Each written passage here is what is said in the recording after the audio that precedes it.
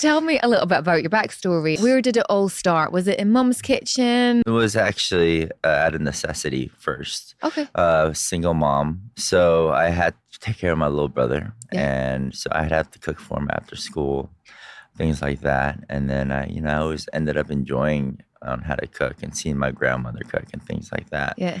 We grew up in a really tough neighborhood, but I've always known since the 6th grade that this is something that I wanted to pursue.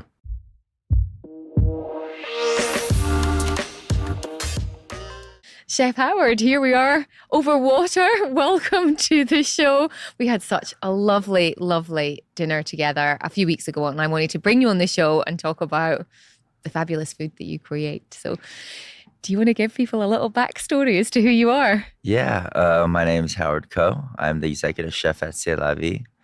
And I've been in Dubai for about 3.5 years. Yeah. Yeah. We enjoyed a very nice evening of caviar and The caviar bumps are the best, right? I didn't only way to do know bumps. that was an actual thing. And I Googled it afterwards.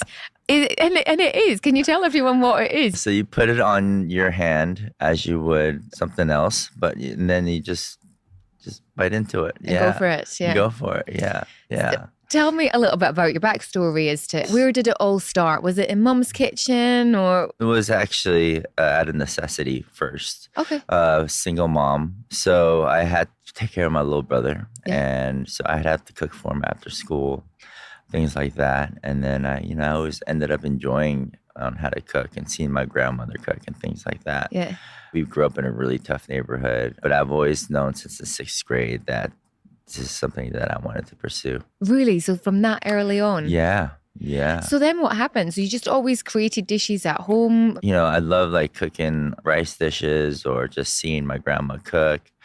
I was a super weird kid when I used to eat. My food couldn't touch each other. It was like a phobia kind of thing. Oh, really? Has that changed? Yeah, it definitely changed. Now I just put everything together and eat it. Got my first job. 𝗬𝗵𝗲𝗄𝗧 is still my mentor. When I was 16, making sandwiches for him in his little Italian restaurant. Where was this? This is in Los Angeles. Yeah. There's a restaurant called Marino's in LA, which is amazing. And after that, I pursued pastry school and then went to the Culinary Institute of America in New York. And how long does that take? It took about 3 years, 3.5 years. The thing is it's not even about the school. I think it's about the experience you have afterwards. Culinary has kind of saved my life because of how bad my neighborhood was. It's either gang related, drug related, and cooking has kind of really focused me and kind of took me out of that environment when it's just all around you, right? Yeah. Especially growing up in the 90s and early 2000s in Los Angeles. Yeah. Being old enough to see the riots and things like that, right? My aunt is a chef, very good chef, and she told me if I ever wanted to be one of the big boys, I had to be able to play with the big boys. So my first kitchen was at Restaurant Danielle when I was 20 years old. Didn't know how to cook or do anything. Still wet behind the ears. I got crushed. When you start, what level do you start at? I knocked on that back door for like 3 weeks straight and he kept telling me to get out of here. The safer word, I guess. The family-friendly word. Family-friendly word to say, but it was more of a... but I was very persistent. What made you want to work there then? I wanted to work there because it had 2 Michelin stars. Chef Daniel Boulud is one of the best chefs that I look up to. I just knew that kitchen would just help me build the foundations that I needed. So you kept knocking on the door for 3 weeks and he just kept saying, go away. And every weekend at culinary school. And I thought going to culinary school in New York would be like in New York City, but it was like way the hell up north, a 2-hour train ride down. After that, I ended up working for the company for 3.5 years. So he gave you the first chance?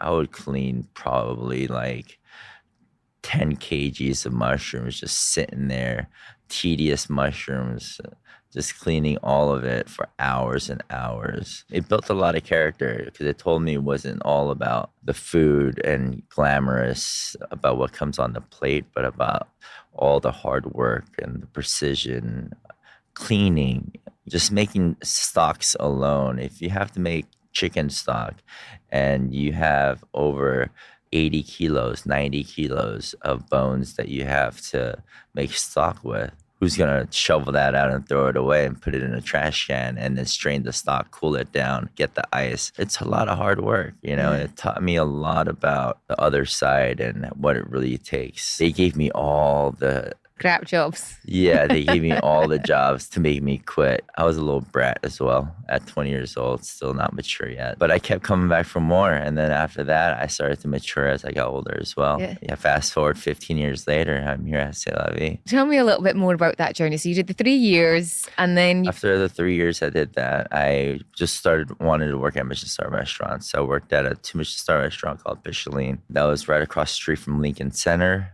I worked at 𝗕𝗿𝗿𝘁𝗵𝗆, which is one of the most high volume restaurant I've worked at, because I want to learn the bistro side of things. I didn't want to just work in fine dining. I think bistro is very important as well. And then went to 𝗵𝗲𝗄𝗃. 𝗵𝗲𝗃 was a 2 Michelin-star restaurant in Los Angeles. I always wanted to work at the French Laundry. So that was like one of my biggest things. Like, I have to work at the French Laundry. There's so many good chefs that come out of the French Laundry. I sent them like, I would say more than like 8 cover letters and resumes until they were just like, stop bothering us and come up for a trial shift. Oh, so the persistence, like that's been something that's pretty consistent. Yeah, because there's over hundreds and hundreds of people that want to work in that kitchen, because all the great name chefs have come out of there from the U.S. The philosophy that they teach you, the core values that they teach you, the things about mentorship, the things about respecting the ingredients, having the garden across the street is quite an experience. And the menu changed every day. If I was on fish or whatever station, then I would have to be in charge of what goes on that fish. They'll tell you like, okay, you have salmon and you have this tomorrow. What do you want to do? Okay, porcinis, blackberry, and black truffle, and onion. And then someone else already took onion. So because we're all sitting around a table, they're like, onion's out. What else you got? Or if he's just angry with you, he's just like, what else you got? If you're like in the doghouse, he'll say, we'll talk about it tomorrow. And you're like, damn, I'm losing 3 hours of prep time because he's just going to mess with me. And I'm just stressed out that I won't be ready for service. I think I smoked like 2 packs of cigarettes every day doing that. It was such a great experience. What is it with the reputation of chefs, or them being sort of notoriously tough? I think it's about, you know, the discipline and the respect that you need in order to hold a kitchen down. I think that's very important. And the reasons why chefs are so hard on the newer ones is because they don't want to be able to waste their time on somebody that doesn't deserve it. It's like almost like a hazing, but I'm the same way as well. I do give some guys a hard time. But the people that have been with me for over 2 years have gone up to make more money in another restaurant or do better within the company itself. And then after that, I went to the restaurant at Meadowood, which was a 3 Michelin-star restaurant, maybe 30 minutes north of the French Laundry, which is a whole different philosophy. One of the youngest 3 Michelin-star chefs. He's all about, why do we need a tablecloth? Why do we need white plates? Let's make our own plates. Let's forage for our own vegetables because we have a forest behind us. And, you know, we had our own forager, and it was like just this whole different way of cooking to make you feel like you're in a certain time and place. So like Napa cuisine is kind of what it was. So it was nice. It was nice to see 2 different aspects of it. And then what made you move to Dubai then? Unexpected. I was at Lowe's Hotel. It's which got bought out by Four Seasons. It was in the middle of it, but I was ordering vegetables at 10 o'clock at night, and I still remember this. My buddy Joey, we worked at Danielle together when I was 20 years old and roommates. He realized that I was opening restaurants. He was like, why don't you, I'm the corporate chef of Ce La Vie right now. Why don't you come and open up Dubai? Think about it. It's going to be a good opportunity. And yeah, after I thought about it, I was a little worried because I was like, Middle East, I don't know. I'm a hippie from California. San Francisco's kind of cool. But I'm really happy I didn't. It's very liberal out here. It's very open-minded. And I think I came at the perfect time where Michelin is just started to raid Pellegrinos. The food I've seen in the past 3 years got so much better, and there's so much more finesse in the food. And I feel like a lot more people have more expectations as well when they dine out. Do you think that's because it's more competitive? Competition, breeds creativity. And I think that's why New York is such I think is the food capital of the world. I've been to a lot of countries, and there's nothing like New York. New York food is just so lively, and the food is so good, and they're so creative, and it's great. It's great. But do you think it's because they've got access to maybe more of the produce, or, everything here has to be a lot of the stuff has to be flown in? I do miss when I was working at 𝗕𝗿𝗏, and I was on, we call it 𝗕𝗵𝗲𝗄𝗏, but it's basically the cold section. I would go before work at 8 in the morning and talk to the gardener and be like, I need radishes of this size. And I'm like, oh my God, look at the radish tops are absolutely beautiful. I'll use the radish tops. And what other things you have? Oh, you have pea flour. You have pea greens here. I'll make a sauce out of that and a vinaigrette out of the radish tops. And then we'll do radish peas. And then what else do you have? And these are the baby carrots. And they're like, I want them this size. And it's crazy. It's just to dig it out of the earth yourself and be like, can I have 20 of these? Can I have 20 of that? And it's not quite the same here. No, definitely not. But it's still good. We have good purveyors. I consider more as partners to, one, let me know what's the best in season. I know it has to get flown here from Holland or France, Italy. We still manage to get good ingredients here. And there's still a lot of great restaurants here that do amazing things. What has the UAE or Dubai or working with Ce La Vie taught you? Because I think that you keep learning things from all the places. What's the experience here taught you? I just never worked at a restaurant that was so massive. In terms of the seat covers, how many people come in? How many people, We will do about 250 guests for lunch, and then we'll do maybe 400 on a slow night, 600. So it's a lot. It's a lot. Your business lunch is great, by the way. Thank you. I really like it. So if there's 3 people plating, everyone's plating over 200 dishes. It's a lot. Yeah. It's fast. It's fast. It's a lot. It's tiring. That's why people do so well when they leave Ce La Vie, because it's very hard to work there. Well, kind of hard. Yeah, well, I mean, it's a lot of places. There's a lot of teaching in it. If someone's listening now that maybe they're thinking they might go into that space or maybe recommend it for their children, what advice would you give? Because it's a tough industry to be in. Yeah, I have a friend now. She has reached out to me because her 15-year-old son wants to be a cook. And I was like, are you sure? Because first of all, not a lot of chefs, very few chefs make good money. Yeah. Maybe only the top 2%. And 80% of, I would say the statistic is I think 80, if I'm not wrong, will get into the career and change careers later on in their lives. So, not many of us out here. The advice that I can only give is, work for the best chefs possible. Don't think about money.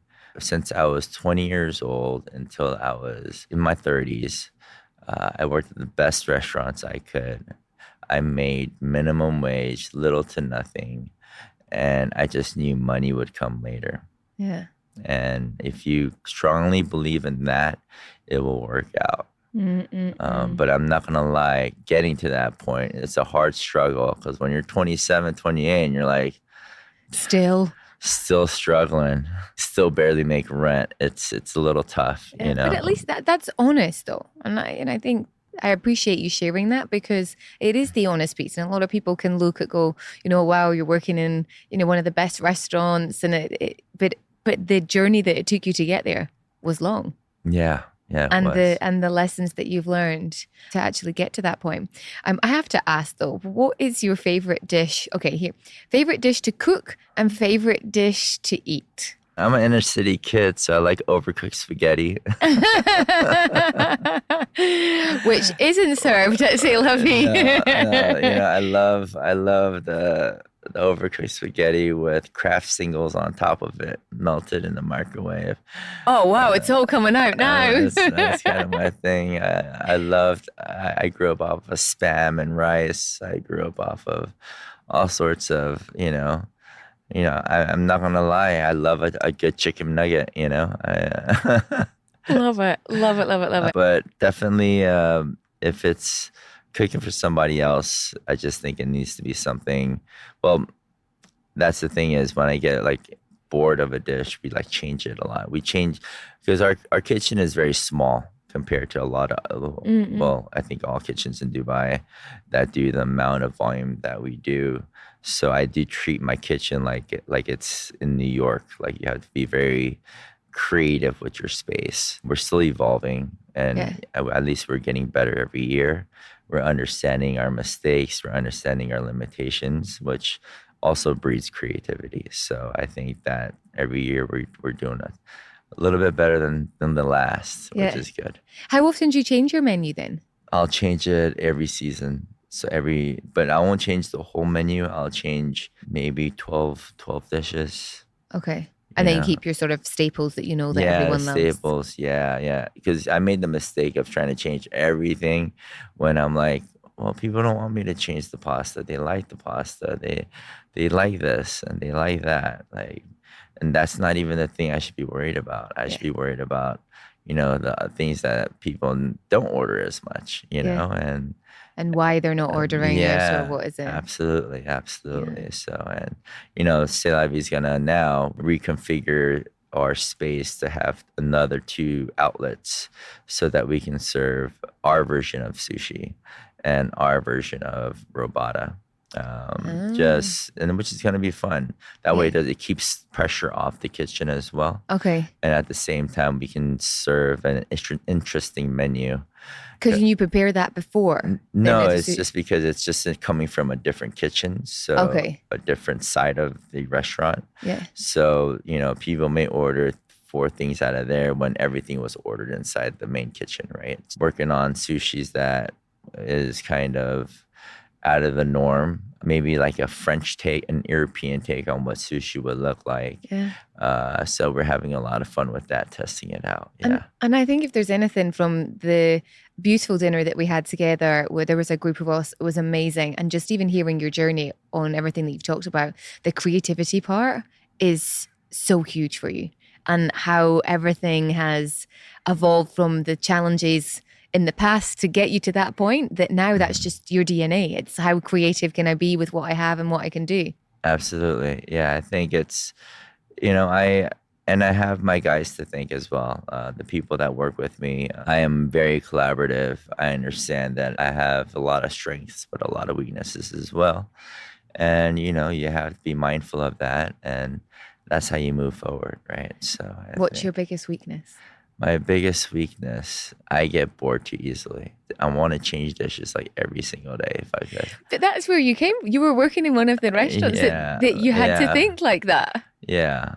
But, I've actually, my cooking style has actually has evolved as well too. Like when I was younger, I wanted to show every technique and be fancy and do this. And now when I'm more mature, or I would like to think so, I think it's all about restraint, and it's all about putting my shoes inside the guests' and understanding how they would feel. And, I think that's the beauty of what we do, right? I think it's not, and my chef has taught me this, is we're not just feeding people. We're here to create memories. Anybody could feed people. That's a really nice way. What's your biggest strength then? My biggest strength, I'm a good leader. Okay. I'm a great leader. I've taken that core value part at the French Laundry very seriously. I want to have a great legacy, which means, I want to leave something behind that will outlive me. I want to read about my cooks in the next 3 years on a newspaper somewhere, or in a podcast. In a podcast, and I want to be an integral part of that, the reasons why, and I think that would make me very happy. You told me a story when we were out about your mom when she came to. My mom's the hardest critic. And she invited her. She came to Ce La Vie, and you were really proud and. Yeah, she was very happy, super judgmental about my food, but she's honest, I think this needed a little more salt. I think this needed a little more acid. I think this needed a little bit more of this. I was like, thanks, Mom. Appreciate your feedback.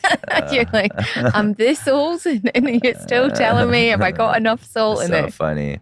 Yeah, she's an amazing woman, though. Strongest woman I know. Yeah, it's so funny when I go visit her. She's like, "You got fat," and I'm like, "All right, now I have a complex about it." And then she'll make all this food, and she goes, "All of a sudden, you don't want to eat my food? You just called me fat." She means well. She means well. Towards the end of every podcast, I like to ask a few off-the-cuff questions. Okay. So I have a set of cards here. You don't have to answer them all. You can just pick a couple of cards and let's see what they say and see where the conversation goes. Okay. Do you want to put that one back? Yeah, I don't know if that's... What was the question? At a party, you will find me having water. I'm not necessarily sure about that. Go for it. At a party, you'll be fist bumping with caviar. Fist bumping with caviar, yes. Yeah. The most unexpected compliment I've ever received. I don't know. The compliments are never. It's so weird because I always have this. I don't know what we call it, but you always think like you're a fraud, You're like imposter syndrome, And I think that's what makes you better. That's why I have like 1,000 cookbooks that I go through every day because I always feel like I need to get better. Let me pick another one here. My most irrational fear. I'm not gonna lie to you. I am completely useless out of the kitchen. So like, if a woman was dating me and wanted a guy that really had like good working with their hands, building stuff, I can't build an IKEA table, It would be maybe changing a tire. I can't do that either. I can't do that either. I suppose then, as a guy, you'd feel more pressure that you'd have to stand on the side of the road to get I tried to do it once, and I almost killed myself because the jack fell over. It scared me. But yeah. Right, one more, and then we'll call it a day. Okay, and then you can tell people where they can find you. I make too big of a deal about the small things. Do you know what's so interesting? The first person that I asked this card to said the same thing. Really? Yeah, and it was really interesting, yeah. Yeah, I think it's the small things, especially in my kitchen. I can forgive the big mistakes, but the small mistakes that are due to carelessness is the things that really tick me off, And I think you have to get the little things right first before you can get the big things right. I love that. Yeah. Like the small attention to detail has a big impact. Absolutely. How can people find out about you? How can they experience dining and learning a little bit more about you? Your Instagram and Ce La Vie. Yeah, I mean, my Instagram, I always post everything that we're doing. I post stories all the time. I saw the kitchen there, actually. Yeah. I saw one of your pictures and it was all in fast time of what you were doing, I think, at New Year's Eve and actually seeing the space. And it's nice to see behind the scenes. Yeah, it's nice. It's, it took us a long time to get to where we're at, how we operate. But I'm glad that we are at a good point to just keep moving forward. When we first opened Ce La Vie, people really didn't know what type of cuisine we were. They couldn't really put us in a box. Me being American, me not. I am Korean blood, but I could barely speak it. Never been to Korea. I don't know Asian food that well. I've only worked in French and new American Michelin-starred restaurants. Okay. So, I think the food at Ce La Vie is, it's rooted in French technique, but it's with Asian flavors, Asian ingredients. And where is Ce La Vie? Ce La Vie is on the 54th floor at the 𝗕𝗏𝗁 Hotel in downtown. Wonderful. And I've been for lunch, I've been for dinner. Both are exceptional. Thank you. So thank you so much for coming on today, sharing your story. And it was so lovely to get to know you a little bit better. I appreciate it. Thank you. Happy to be here.